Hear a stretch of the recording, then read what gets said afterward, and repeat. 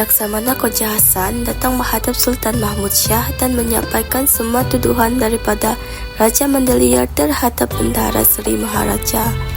Setelah mendengar berita itu, Baginda berasa seronok kerana telah lama menyimpan dendam terhadap Bendahara Seri Maharaja. Hal ini kerana Bendahara Seri Maharaja tidak memperkenalkan anaknya, iaitu Tun Fatimah kepadanya. Sultan Mahmud Shah menitahkan Tun Suradiraja dan Tun Indrasegara untuk membunuh Bendahara Seri Maharaja. Semua pengikut Bendahara Seri Maharaja, termasuklah ahli keluarganya, berkumpul bersamanya dengan lengkap bersenjata. Tun Hasan Temenggung hendak melawan, namun didegah oleh Bendahara Seri Maharaja. Katanya, "Hei Hasan, adakah engkau hendak merosakkan nama baik nenek moyang kita? Adat Melayu tidak pernah mendahaka kepada Sultan." Setelah mendengar kata-kata Bendahara Seri Maharaja itu, Tun Hasan Temenggung pun melepaskan senjatanya. Lalu Bendahara berkata lagi, "Sesiapa yang melawan, aku akan mendakwa mereka di akhirat." Setelah itu, mereka pun berundur meletakkan senjata lalu pulang ke rumah masing-masing. Kini, tinggallah Bendahara Seri Maharaja dan Seri Naradiraja berdua di tempat itu.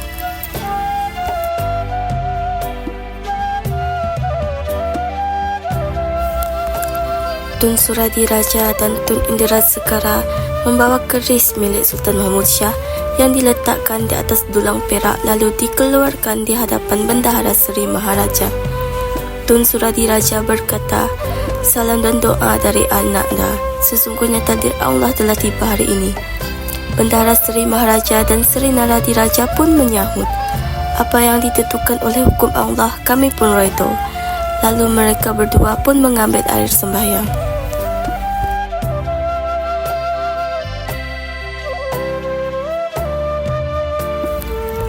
Tun Hasan Temenggung hendak membuang peti emas ke dalam sungai, namun sempat dilarang oleh Bendahara Seri Maharaja. Beliau berkata, "Hei Hasan, mengapakah peti emas itu hendak dibuang? Sultan membunuh kita bukan kerana menginginkan emas kita. Jika kita mati, biarlah emas ini diambil oleh Sultan sebagai jasa." Tun Hasan Temenggung pun tidak jadi membuang peti emas itu.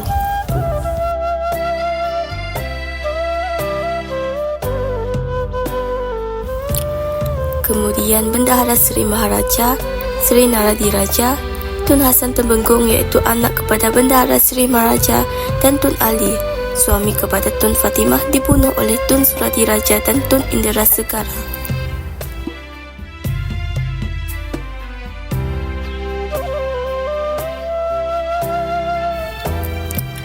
Anak Seri Naradiraja iaitu Tun Hamzah terkena parang oleh seorang Bengali bernama Miyasima. Tun Suradiraja dan Tun Indrasegara menghadap Sultan Mahmud Shah dan melaporkan perkara itu. Sultan memerintahkan agar Miyasima dihukum bunuh. Baginda juga memerintahkan agar Tun Hamzah diubati oleh tabib dan dijaga dengan baik.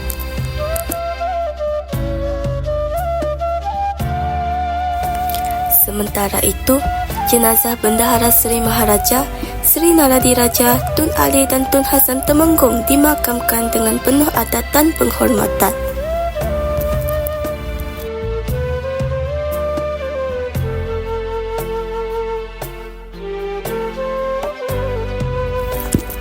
Maka, Sultan Mahmud Shah sangat menyayangi Tun Fatimah lalu diambilnya sebagai istri.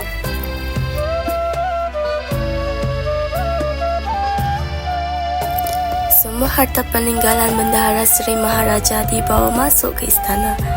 Ketika melihat harta tersebut, Sultan Mahmud Shah mula meragui kebenaran berita yang didengarnya sebelum itu. Baginda menyesali keputusannya membunuh Bendahara Seri Maharaja tanpa usul periksa. Sultan Mahmud Shah pun memerintahkan untuk menyiasat dari mana asal fitnah tersebut.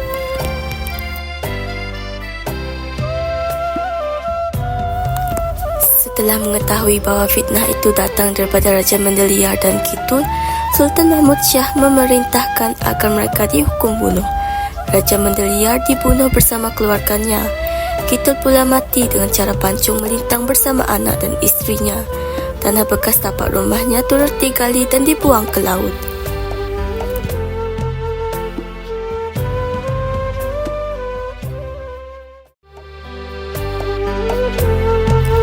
Sultan Mahmud Shah turut merampas harta Laksamana Khoja Hasan kerana telah menyampaikan tuduhan tersebut tanpa usul periksa. Namun begitu, baginda tidak membunuhnya kerana darahnya sudah pernah diampunkan oleh Sultan.